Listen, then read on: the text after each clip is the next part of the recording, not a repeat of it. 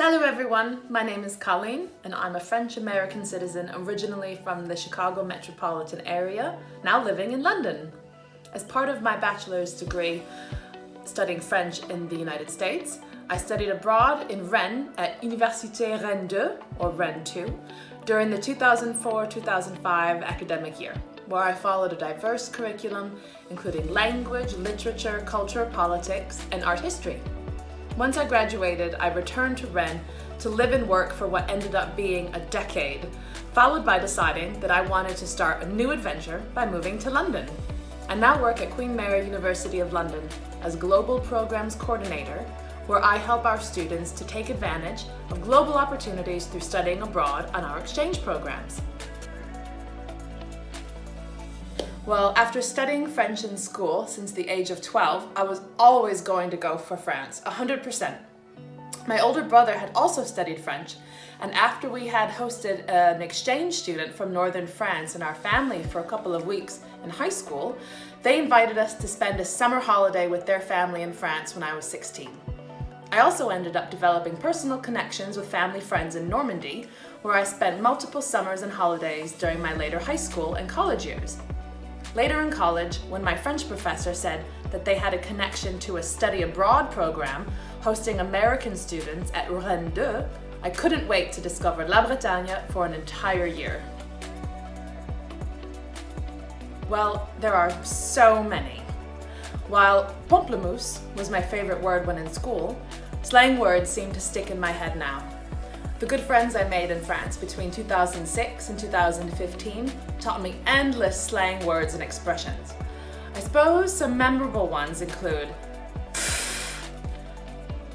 bah, râler, se casser, on se casse, casser, also tu exagères.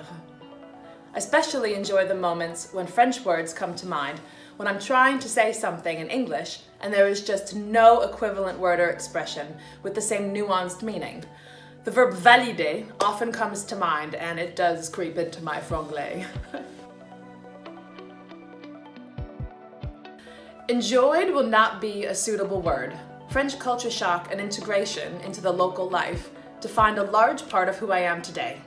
Some memorable experiences include learning how to play pétanque, making a classic simple vinaigrette just how a French mother taught me, the joy of selecting a good wine to pair with a good meal, hiking along the magnificent Brittany coastline, cycling down cobblestone streets to the Saturday morning Marché des Lys, then having springtime picnics in Rennes' sumptuous Jardin du Tabor with all of my market spoils, spending long weekends in Paris, notably during a perfect summer solstice weekend with friends along the Canal Saint-Martin for the Fête de la Musique, learning all musical-related vocabulary to play within an orchestra or band, which is a permanent fixture of my life wherever I live, playing the flute and piccolo within 2 musical ensembles during my decade living in Rennes significantly facilitated my integration into the joy of French life. Thanks to this, I was able to converse with dear French friends,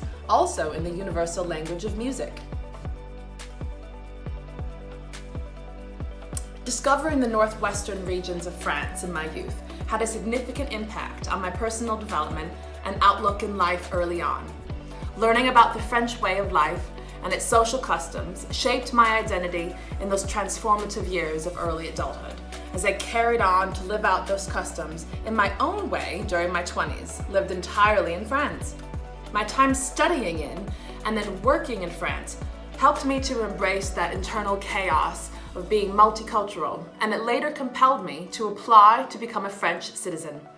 I've always worked to support students to have a life-changing experience studying abroad in a foreign country, as I did myself in Rennes all of those years ago, and this continues to be a fulfilling vocation for me. I was also incredibly lucky to have collaborated with an amazing mentor and friend during those years in Rennes, working at a grande école, where I also coordinated with Campus France to help encourage foreign students to come study in France. This mentor played a significant role in helping me to navigate the higher education sector where I now work, and even to reach the role that I now have today at Queen Mary.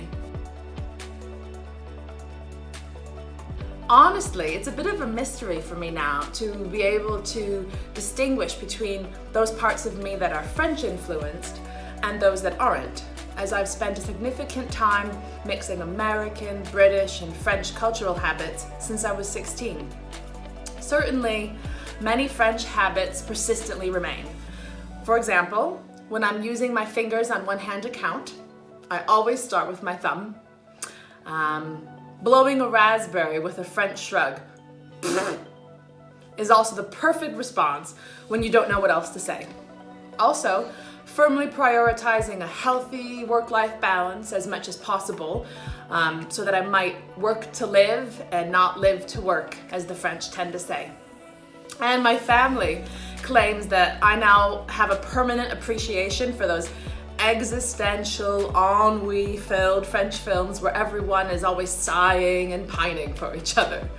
In terms of food that I especially miss the artisanal terrine from French butchers and niche pastries from the pâtisserie, like a perfect croûte.